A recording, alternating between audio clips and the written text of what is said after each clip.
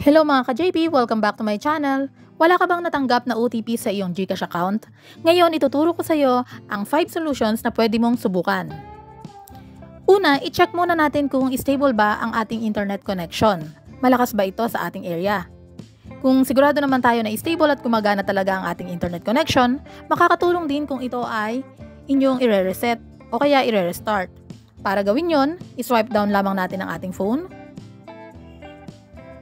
Ngayon nakikita ninyo nakakonect ako sa Converge. I-off ko muna to. Hintay lang tayo mga 5 seconds. At pagkatapos ay ibabalik din natin yung ating connection. Click ulit natin hanggang sa makonect ulit tayo sa ating Wi-Fi. Ganon din ang gagawin natin kung tayo ay naka-mobile data. I-off muna natin at pagkatapos ay ibabalik din natin. Okay, ngayon ibalik na natin to. Swipe up. Tapos, i-check din natin mga ka-JP, baka naman yung ginagamit natin na GCash app ay hindi na updated. Dapat, sigurado tayo na ito ay nasa latest version. Para i-check, punta tayo sa Play Store kung tayo ay naka-Android o kaya naman sa App Store kung tayo ay naka-iPhone. Click natin yung Play Store. Tapos, i-search natin yung GCash. Ayan, nakikita ninyo yung open. Ibig sabihin, updated na yung version natin. O ito na yung latest version. Kasi kung hindi pa, ang makikita ninyo dito, instead na open ay update. Kaya okay na tayo dyan. I-close ulit natin. Tapos ngayon, subukan naman natin yung isa pang paraan. Kung sakali na hindi pa rin gumagana dun sa naunang mga sinabi ko na solutions, punta na tayo dito sa settings. Ngayon, dito sa may settings, i-search lamang natin yung GCash.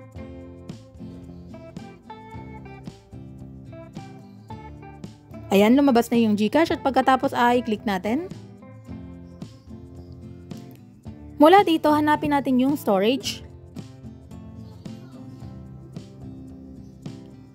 Pagka-click natin sa storage, tayo ay magki-clear cache.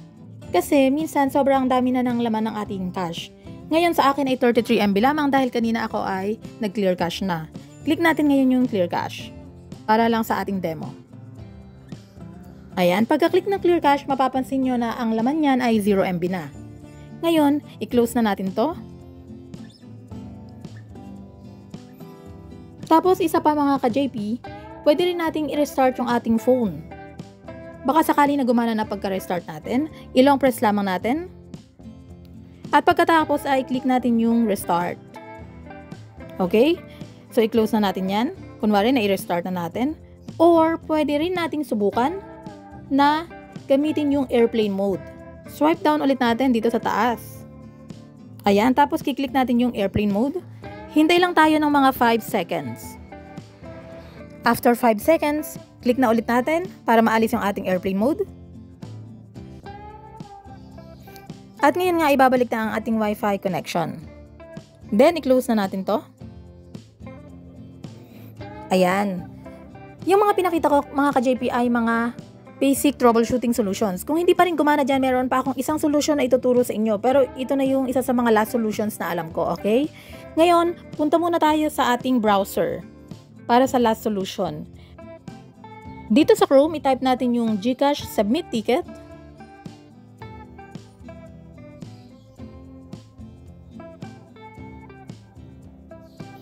Tapos hanapin natin yung GCash Help Center. Click. And then, dito sa may search bar, i-type natin yung submit ticket. At makakakita tayo dito ng mga articles. Hanapin natin yung how to get help or submit ticket in GCash. Click. And then, makikita ulit natin na may mga articles pa dito or options. Scroll down lamang natin. Dito tayo sa chat with Gigi kasi ito yung pinakamabilis gamitin. Click natin yung Contact Us page. Then, click ulit yung Chat with Gigi. Ngayon, mareredirect tayo dito sa may Chat with Gigi na page. Kung makikita ninyo na kanina ay sinusubukan ko nang mag-send ng ticket kay Gigi. Ngayon, ulitin ko para sa demo na ito. Type natin yung OTP. Then, click natin yung yellow na arrow or blue pala. Sorry. Tapos, mayroong question dito mga ka-JP. If you did not receive the OTP for the first time, click resend OTP on the app. Kung hindi nyo pa nasusubukan yung click resend OTP, kiklik niyo yung resend OTP. Pero kung nasubukan naman na ninyo yung resend OTP kanina, o nung sinusubukan ninyo makatanggap ng OTP, nag-click na kayo nun, i-click na lamang natin yung no dito para matulungan pa tayo ni Gigi. Ngayon, si Gigi ay nagpadala pa ng mga troubleshooting guide. Nakalagay dito, move to another location with a stronger network signal, turn on airplane mode, double check if your SMS is full. Karamihan ito ay nagawa na natin kanina. Ngayon, ang kailangan na lang natin gawin ay mag-submit na lang siguro tayo ng ticket para ma-check talaga ni GCash kung ano ba yung problema ng ating account. Kaya ang ilalagay natin dito ay ticket number. Type natin.